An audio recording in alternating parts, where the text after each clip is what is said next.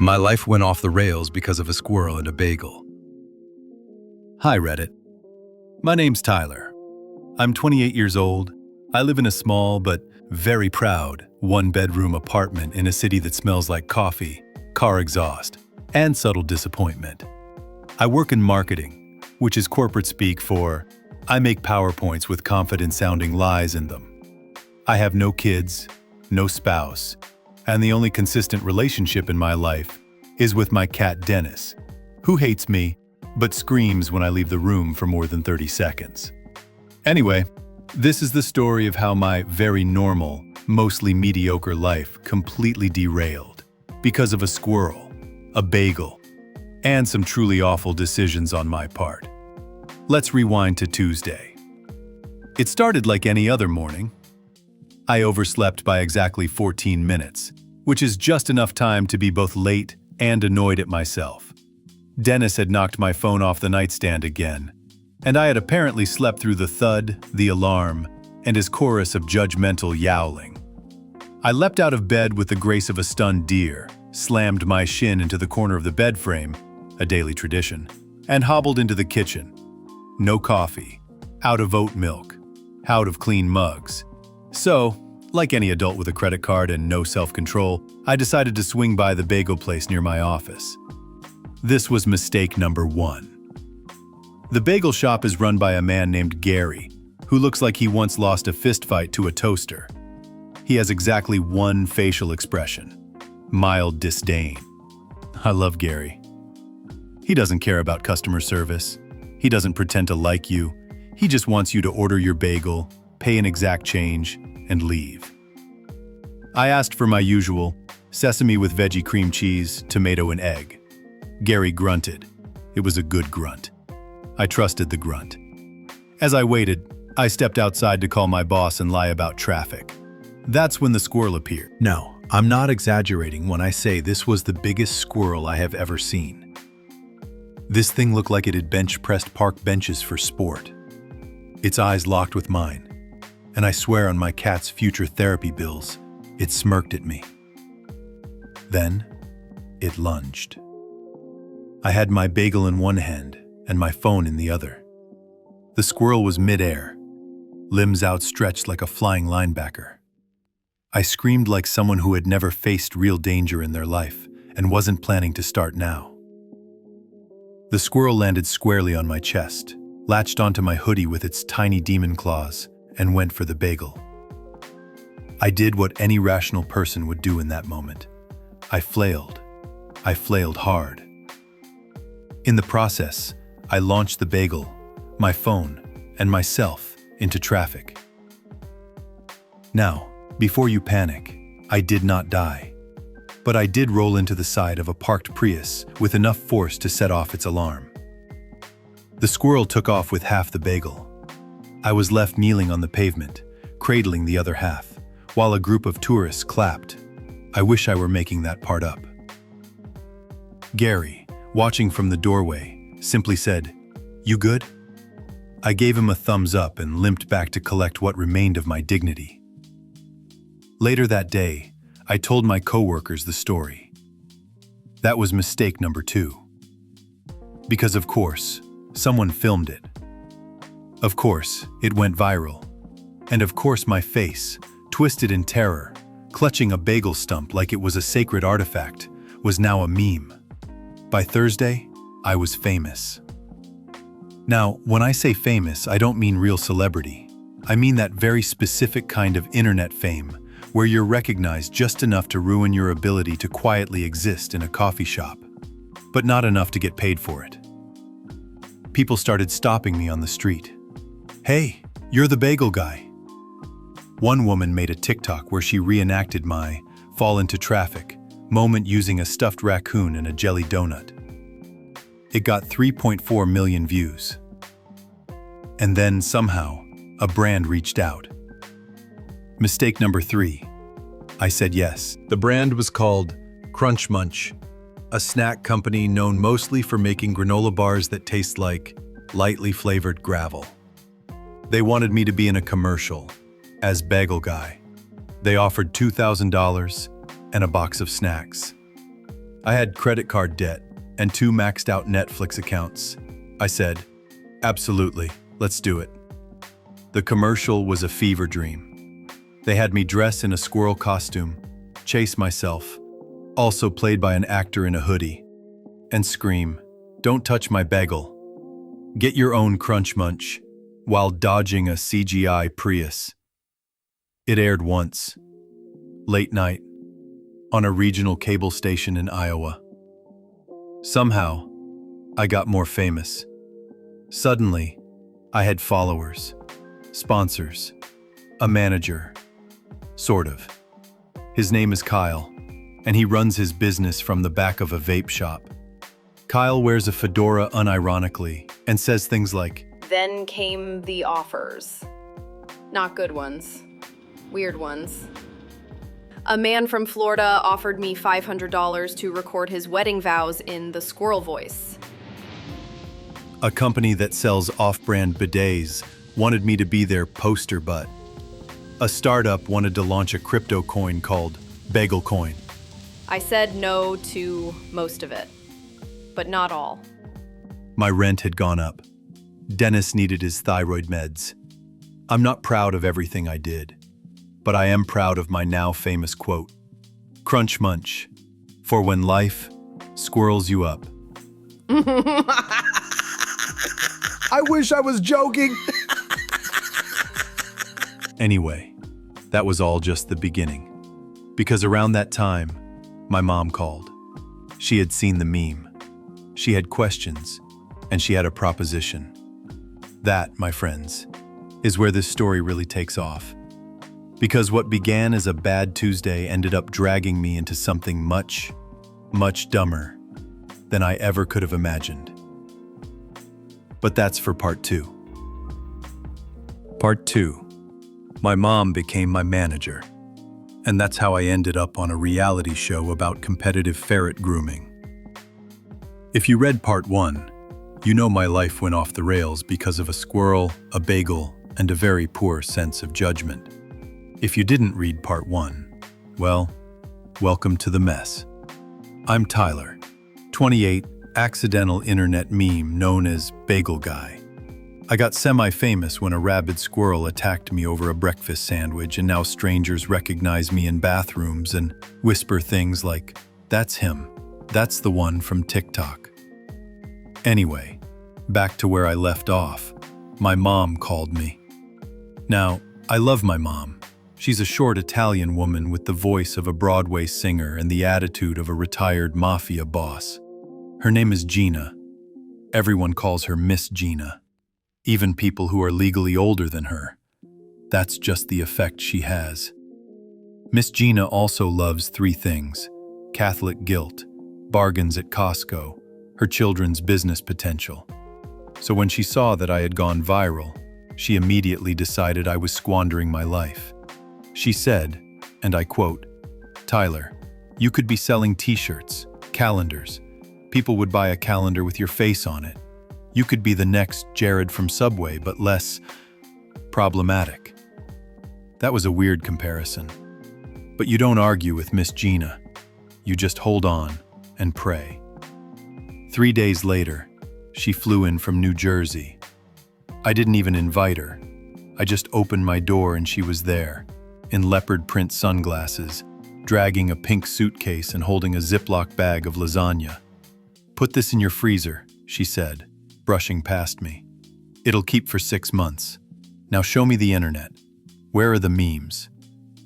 I tried to explain that virality is unpredictable, that meme fame is fleeting, that I had no control over it.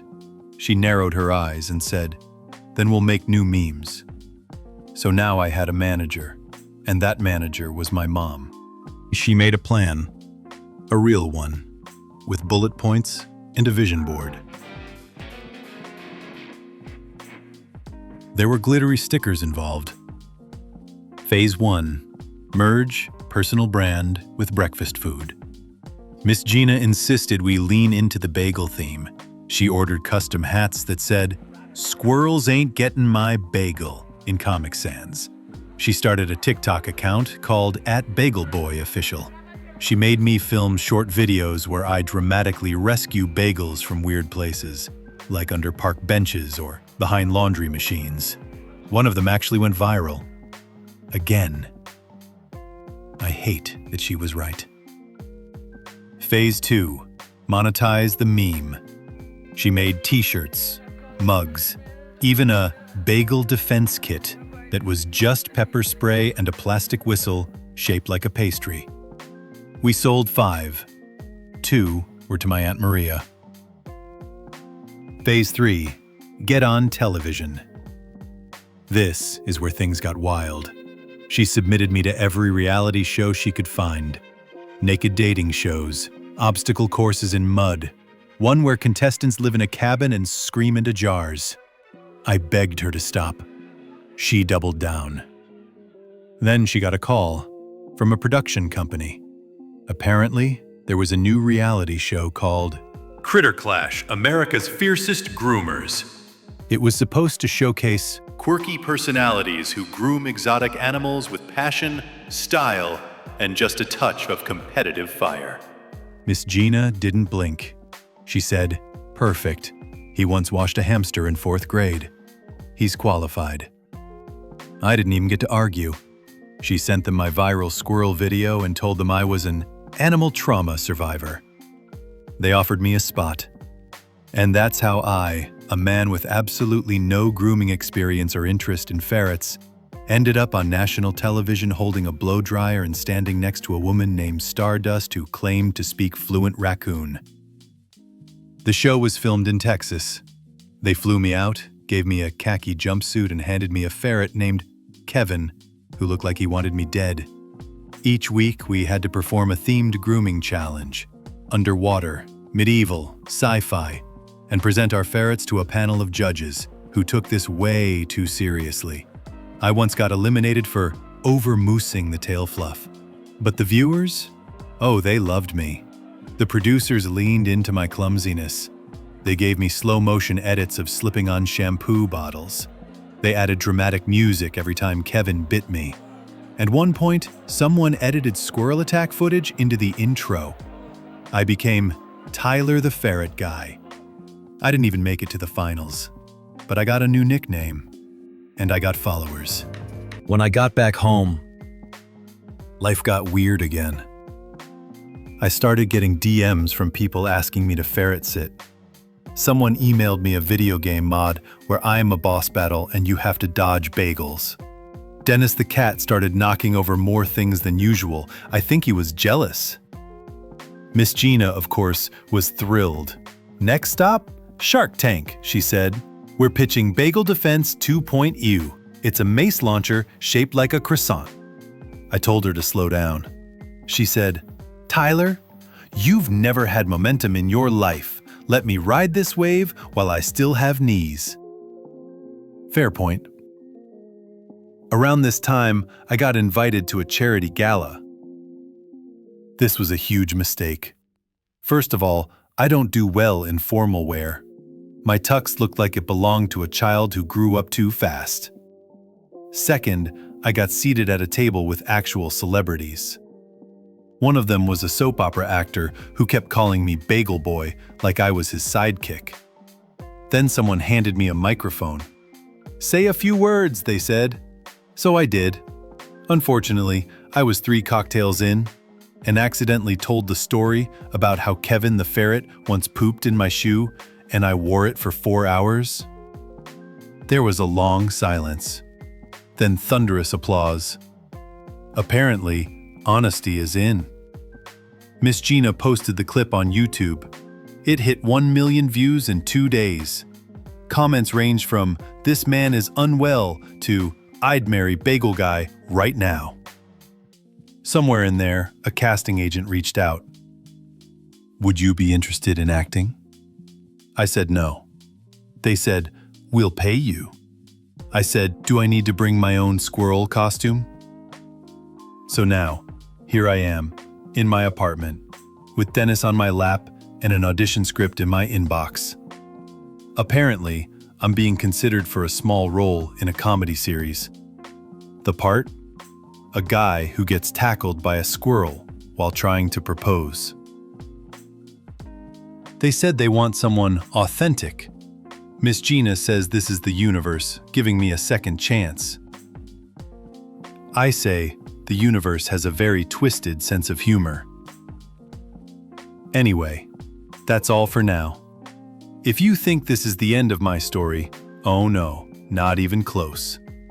Next time, I'll tell you how I accidentally started a feud with a YouTuber who reviews frozen pizzas, and why Miss Gina tried to buy me a llama. Part 3. I accidentally started a feud with a pizza YouTuber, and now a llama lives in my garage. Okay, if you've been following my saga, you know 3 things. I became meme famous after a squirrel stole my bagel. My mother, Miss Gina, made herself my manager and launched my accidental influencer career. I somehow got cast on a ferret grooming reality show, despite never having groomed anything but my own eyebrows in a high school bathroom once. But nothing, and I mean nothing, could have prepared me for my next accidental adventure.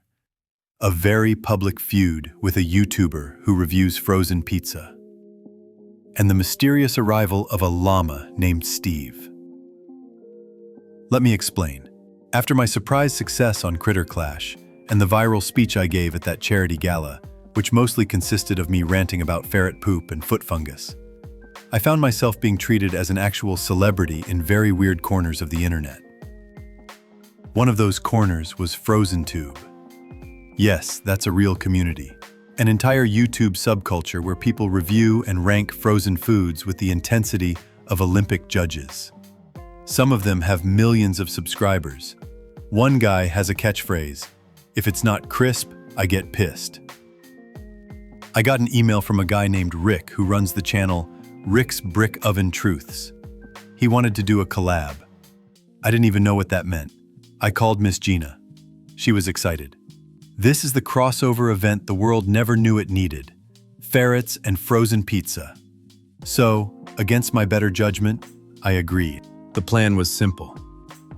Rick would fly to LA. We'd film a pizza challenge, where we'd each bake 3 frozen pizzas, blindfolded, and try to guess the brand. The loser would have to wear a squirrel costume in public.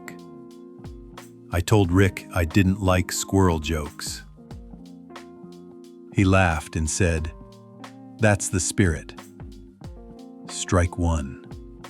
He arrived with 3 ring lights, 5 cameras, and a man named Kenny who only spoke in riddles. I still don't know if Kenny was his cameraman or a lost Renaissance Fair escapee. We filmed the video in my kitchen.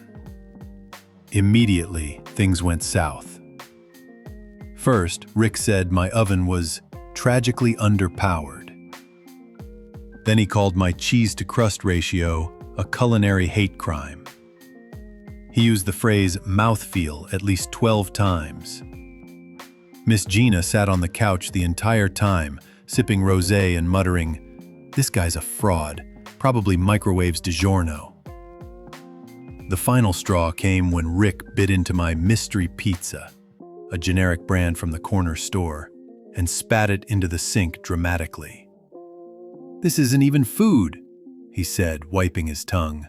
"This is sadness in disc form." I blinked. "That's actually my lunch. I eat that like every day." He laughed, like I was joking. I was not joking. The video dropped 2 days later. His thumbnail had my face on it with a red X and the words, "Worst pizza taste test ever. Collab gone wrong?" The internet, of course, exploded. I got DMs saying things like, "You have no palate. Your mom should have raised you better. You disrespected Totinos. For shame." Rick even tweeted, "Some people should stick to ferrets." Okay, game on. Now, I don't usually fight with strangers on the internet, but this man insulted my freezer pizza. That's personal. So I made a comeback video. It was just me, Miss Gina, and a giant whiteboard titled, "Why Rick's Taste Buds Are a Lie," and also why bagel bites rule. I broke it down scientifically, well, as scientifically as a man wearing a raccoon onesie can, and presented my findings. Miss Gina chimed in from the background with occasional jabs like, Rick couldn't season a salad if his life depended on it. The internet loved it. Suddenly, #Team Tyler and #Team Rick were trending. People took sides. Someone even made a rap battle animation where our faces were superimposed on pepperoni slices. It was beautiful. Meanwhile, in the middle of all this, I get a knock at the door. It's a delivery guy with a giant crate, like Jurassic Park-sized. He checks his clipboard. "Are you Tyler Bagel Boy Mancini?" Unfortunately, yes. He hands me a tablet. "Sign here." I do. The crate hisses. Inside, a llama. A full-grown, calm, extremely fluffy llama. Attached to the crate is a note. "Tyler, this is Steve. He's yours now. Every true influencer needs a sidekick. Use him wisely. The Llama League." What the hell? So now I have a llama in my garage. Dennis the cat is furious. They had a stare-down that lasted 45 minutes. I'm not sure who won. I call the number on the note. It leads to a voicemail that says, "You've reached the Llama League. We're currently off-grid. Protect Steve. He is important." I hang up. I turn to Steve. He blinks. I shrug. "All right, buddy. Let's go viral." I made a video. A message to Rick. From me and my llama. It featured me riding a skateboard while Steve trotted behind, wearing a t-shirt that said, "Frozen Lies." I gave a heartfelt monologue about food snobbery, friendship, and the healing power of microwavable pizza. It was beautiful. Rick posted a response video the next day, where he threw a bagel bite into a trash can and said, "This is war." The internet took sides again. A BuzzFeed article was written titled, "Bagel Boy versus Pizza Snob, Who's the Real Culinary Hero?" It ended with, "Let's be real, we're just here for the llama." Meanwhile, Miss Gina had an idea. "We should make a cookbook," she said, flipping through my mail. "But instead of actual recipes, it's just you rating frozen foods on a scale of 1 to caused a personal crisis. We'll call it Flavors of Regret." Honestly, not a bad idea. Steve the llama sneezed in agreement. At this point, I've accidentally built a personal brand that includes being attacked by wildlife, losing taste tests, owning a mysterious sidekick mammal, and having a mother who treats internet fame like the Olympics. Was this how I imagined adulthood? Absolutely not. Am I somehow thriving? Maybe. I'm still not sure what the moral of this chapter of my life is, but I do know that last night I fell asleep on my couch. Steve curled up next to me, while Dennis tried to pee in my toaster in protest. And if that's not modern success, I don't know what is. Part 4. My llama just got an agent, and I think I'm a side character in my own life. I'd like to preface this final update by saying I never meant for any of this to happen. I was just a guy trying to enjoy a bagel in peace. Now I'm an accidental influencer with a llama named Steve, a cat who resents my success, a frozen pizza feud on the internet, and a mom who refers to herself as my brand architect. But today I hit rock bottom, and also possibly peak fame. Because today, I learned that my llama has an agent, and I don't. Let's backtrack. After the whole #Team Tyler versus #Team Rick pizza saga, which, according to Wikipedia, is now referred to as the Great Freezer War, I decided I needed a break from the spotlight, so I took a step back. I stopped making videos, stopped accepting ridiculous promo offers. Except for one. I did a sponsored post for socks that looked like toasted ravioli. The brand was called Toev's, and I stand by that decision. Even Miss Gina chilled out. For about a week. Then she started pitching me to Netflix for a cooking competition where contestants had to identify frozen meals with their eyes closed. She called it mouth guessers. Anyway, during the sabbatical, I focused on bonding with Steve the llama. We went on daily walks. Well, I walked, Steve occasionally trotted, and often just sat down and refused to move until bribed with grapes. We even made a little llama hammock out back. I was starting to think, maybe this was the new normal. No more chaos. That was until we got the invitation. It arrived in a silver envelope with a wax seal in the shape of a hoagie. Inside, an invite to something called the Annual Influencer Animal Awards, also known as the Influffies. Apparently, it's a very real ceremony where animals with large online followings are honored, like Winston the Dancing Pomeranian or Pickles the Skateboarding Turtle. And somehow, Steve had been nominated. Category: Best Unexpected Viral Companion. I was confused. I had never submitted anything. Who nominated him? Turns out, Miss Gina. She sent in a video montage titled Llama of the People, without telling me. It had dramatic piano music, slow-motion footage of Steve eating celery, and a quote from Gandhi. I sighed. Steve sneezed in what I think was excitement. We were going to the Influffies. The event was held in a giant convention center in San Diego. I showed up in a thrifted tux. Steve wore a little red bow tie. People screamed when we arrived. I think someone live-streamed our Uber ride. A guy dressed as a slice of pizza tried to fight me in the parking lot, but security intervened. Inside, it was absolute chaos. Mini horses with sunglasses, ferrets in rhinestone leashes, a capybara with an entourage. I saw a pug in a tuxedo eating shrimp off a silver platter. I swear one of the dogs had a podcast. The moment they announced Steve's category, the room went quiet. And the Influffy for Best Unexpected Viral Companion goes to... Dramatic pause. Steve the Llama! The crowd went nuts. Steve trotted on stage. I tried to follow him. A handler stopped me. Sorry, she said. Only the talent goes up. Talent? I asked. She nodded. Your support. I blinked. I'm... support? She shrugged. That llama's Q rating is through the roof. I watched from backstage as Steve accepted his golden chew toy trophy and posed for selfies with an otter from TikTok. That's when it hit me. I wasn't the main character anymore.